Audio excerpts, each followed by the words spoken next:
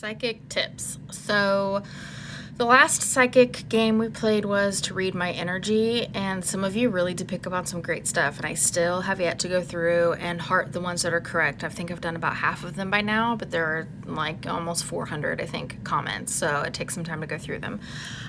Some of you, though, were picking up on energies of either yourself or other people around you, or kind of reaching, kind of putting human brain stuff in there. Stuff like the pregnancy, new car, those are two big things that happen in people's futures, right? So that's kind of just like human brain guessing. So you don't want to make a guess necessarily, right? You can't really guess this information, especially when it's so general and so broad. What you need to do is clear your mind and ask your guides. And then when you ask your guides, ask them for clarification. So if you get the feeling of pregnancy, like let's say that's the first word that popped into your head, let me just tell you, it's not possible right now. So without getting too personal and gross, not possible for me to be pregnant right now. When you get that into your head, let's say pregnancy, then you go, okay, and your eyes are closed, so you block everything out. You breathe in and out a couple of times, out in through your nose, out through your mouth, so you ground and center again, and then you say, pregnancy. Was that right, or was that me?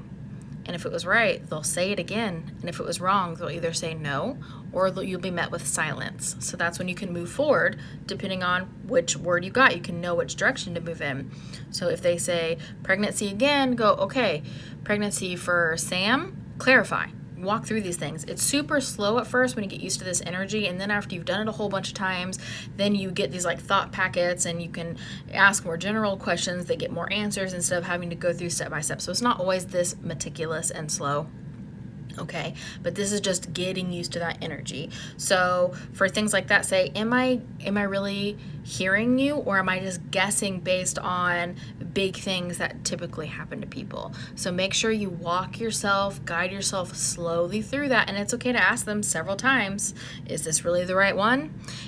Do the thing that one of my clients does that was just genius, that said, okay, before we start anything, show me what yes feels like. And they waited for a physical sensation, and it was like tingling on her ankles or something. And then she goes, okay, now show me what no feels like. And it was a light pressure on her throat. And that was just for her.